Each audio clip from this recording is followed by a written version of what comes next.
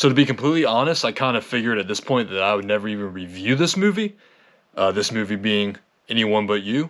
This came out before Christmas. I actually saw this on opening day before Christmas back in my wife's hometown. I saw it with my wife and one of her friends. And they released this for, the big Christmas push. A lot of times people traveling for the holidays, they like to go see movies with their family and whatnot, even though this really isn't a family film. And the box office for the first weekend, and honestly, 2 weeks, was trash, bro. The budget for this movie is $25 million, and I swear 2 weeks in, it was at like 8, maybe low teens. I mean, that is really bad for an open, especially a holiday open. So I kind of just was like, well, no one saw it, no one cares, I'm not going to bother, even editing this. But here I am. It is now the middle of February, and Valentine's Day is tomorrow, and this movie has become a resounding success. $170 million for a rom-com on a $25 million budget, and we're approaching 2 months since release. This movie is still in theaters exclusive, almost 2 months after. Can't watch it anywhere else. I can't recall the last time something like this happened. It's pretty amazing, especially for a smaller movie like this. Is it good? No. Is it bad? No.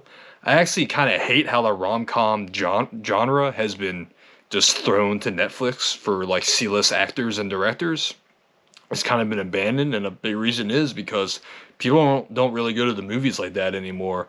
And when they do, they're not going to spend $15 to see, an hour and 30-minute rom-com. They're going to, save it to see the Avengers or Star Wars or Transformers, whatever it may be. But I will say, I'm very glad that they actually took the time to make this movie with bigger stars instead of just dumping the script on Netflix, because you can tell there really is a difference in quality of sets, obviously star power, cinematography. You could tell this movie was made for a theater and not for streaming.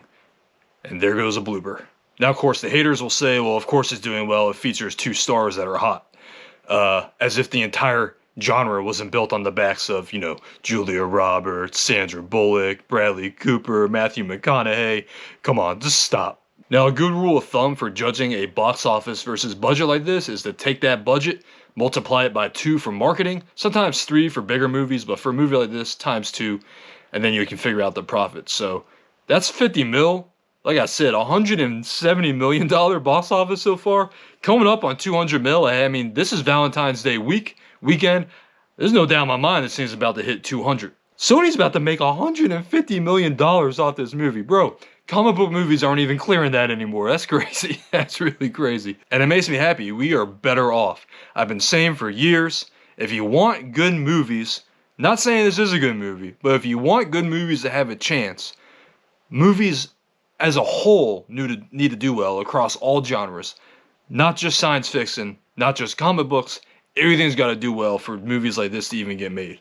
Now, the biggest question a lot of you may have, and it was my biggest critique going into it, was how could 2 people this good looking not be attracted to each other and be disgusted by each other as they are in the trailer? They do tackle that immediately. Don't worry, this is going to be a non-spoiler review. But in the beginning, they like as soon as the movie starts, they meet, they have a night together, and then the next morning you find out why they end up hating each other. Like a year later, they end up having to go to the same wedding because they're, friends of family and whatnot. And then the movie kind of takes off from there about their relationship, and it's pretty funny. There is a lot of eye roll moments. There's a lot of moments that you kind of just have to accept. It's a goofy movie, so you just kind of have to roll with it.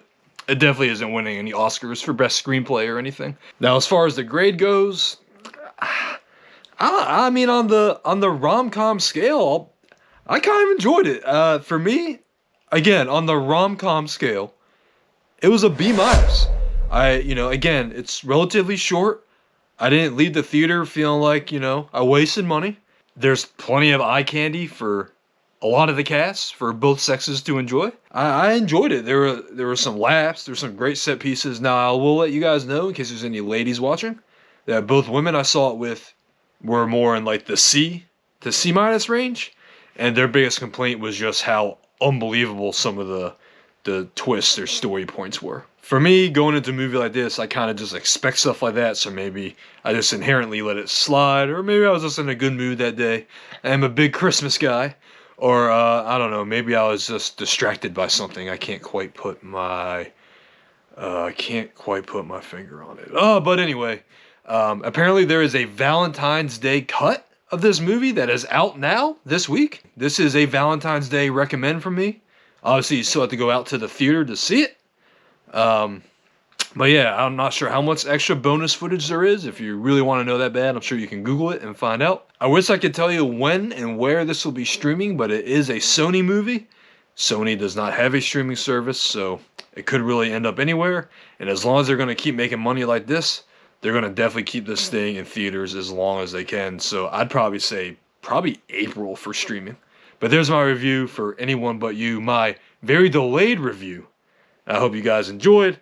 If you like my review style, I'd really appreciate a like and a subscribe on the video and on my channel. And I will see you guys next time. And in the comments, don't forget to comment.